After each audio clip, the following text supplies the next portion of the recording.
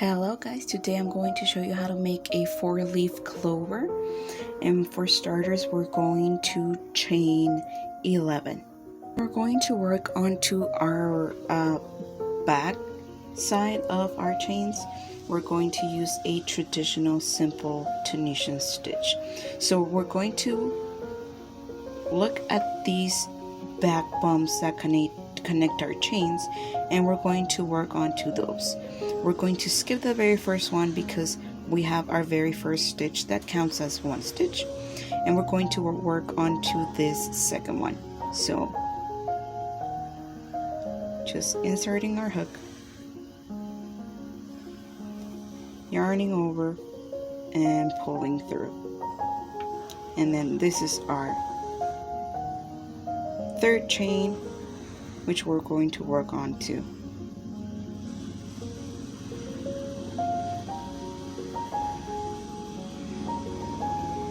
And then our very next one, and so on until the end of our row. We should end up with 11 stitches in our hook. And as you can see in the reference picture, I'm not starting with the stem of the clove in our foundation row because I don't want to deal with a color change until our very next row. So for the Tunisian Simple Stitch, we traditionally work forwards and backwards so we do not turn our work, which is better for tapestries, and they just get a better, cleaner and more, I think, prettier look. So for our very last stitch, we're going to chain 1, and then we're going to yarn over and go through 2 of our stitches. Yarn over and go through 2 and 2 and 2.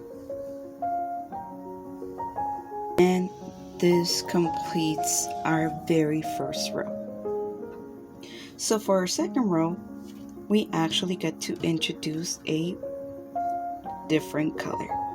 So our very first stitch, we have a white stitch, and we're going to work only onto these front stems of our previous row. So we're going to insert our hook, grab our second color, and yarn over with that color. And our pattern is 3 green stitches, so we continue and working only onto these front stems. Only 3 stitches and the rest should be white, so we just drop our green and pick up our white, and we continue, making sure that this back piece of yarn is nice and loose so that it doesn't warp our project or mess with our tension.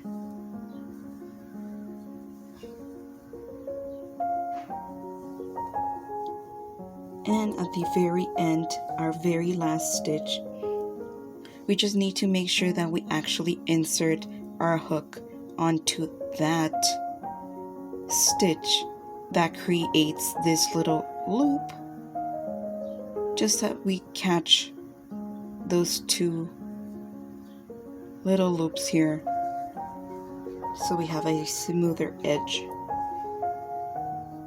And here we have it.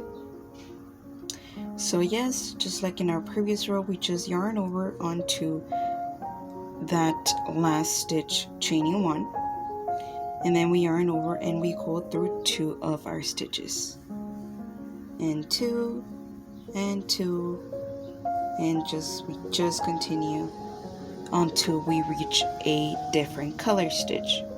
Whenever we reach a different color stitch, we always use that second color. So we would just drop our white, pick up our green, and just go through 2 of our stitches, and 2 and 2, until again we get onto a different color stitch.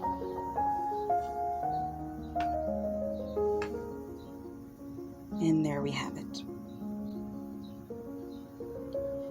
So one more row that I'm going to do with you guys. We have 3 white stitches.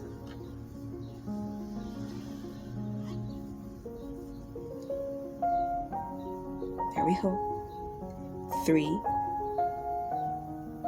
And then 2 green stitches.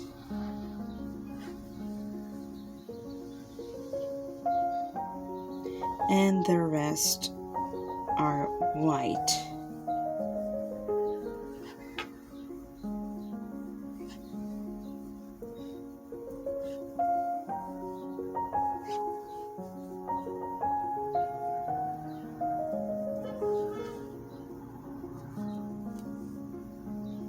And as always, chaining 1 onto that very last stitch and continuing moving forward onto our color change,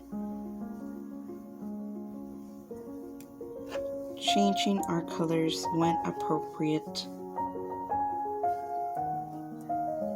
And there we have it. This is just a startup on how to make this, in my opinion, cleaner looking tapestries.